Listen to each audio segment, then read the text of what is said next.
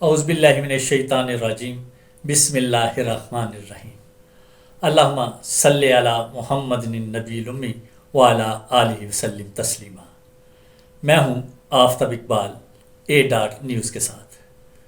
Viewers, ہمارے نئے سپاہ سالار general Asim Munir نے 2 دن پہلے لائن آف کنٹرول کے اگلے محاذ یعنی رکھ چکری سینٹر کا دورہ کیا۔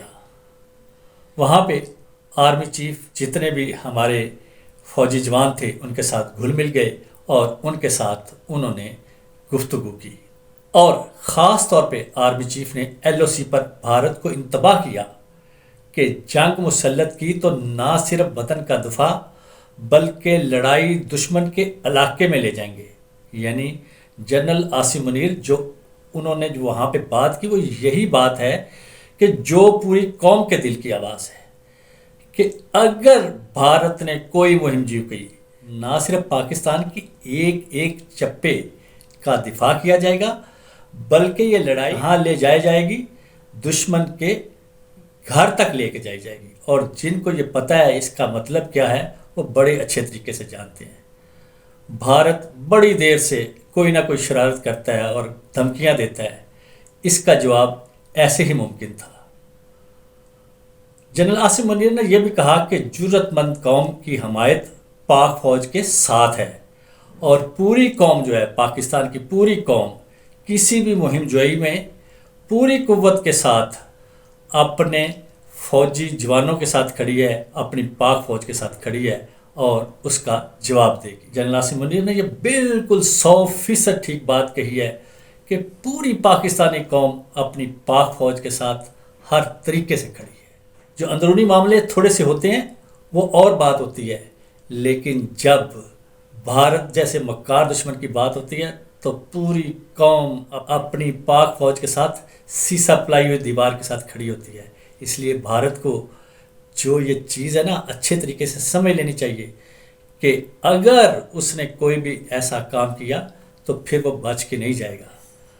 جنرل عاصم منیر ہمارے سپاہ سالار نے یہ بھی کہا کہ دنیا اقوام متحدہ کی قراردادوں کے مطابق کشمیریوں سے کیے گئے وعدوں پر انصاف فراہم کرے۔ انصاف سے مراد یہ ہے کہ ان کو جو رائے شماری کا حق ہے، جہاں وہ اپنی آزادانہ حیثیت سے رہنا چاہتے ہیں ان کو رہنے کی، یہ جو ایک اقوام متحدہ نے 74-75 سال پہلے جو ان کے ساتھ وعدہ کیا تھا وہ پورا کیا جائے۔ ہمارے سپاہ سالار جنرل عاصم منیر نے یہ واضح کیا کہ بھارت گلگت بلتستان اور آزاد کشمیر پر جو اشتعال انگیز بیانات دے رہا ہے اس کا سختی سے نوٹس لیا گیا ہے، اور یہ بات سمجھنے کی ہے، اور اگر وہ اپنے ان مذموم ارادوں سے باز نہ آیا، حرکتوں سے باز نہ آیا، تو اس کو جان لینا چاہیے کہ پاکستانی قوم، پاکستانی فوج کا وہ مقابلہ نہیں کر سکتے۔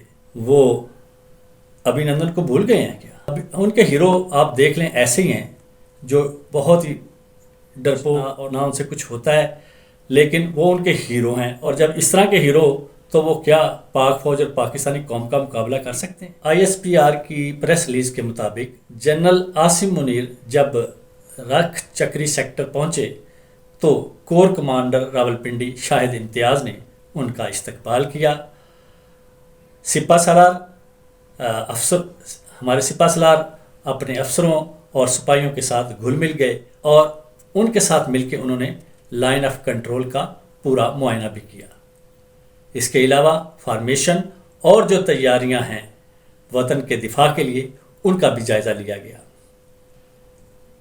میں یہ سمجھتا ہوں کہ یہ جو دورہ ہمارے سپاہ سالار نے کیا ہے یہ ایک بہت اہم دورہ ہے، اور یہ وقت کی بڑی اہم ضرورت تھی۔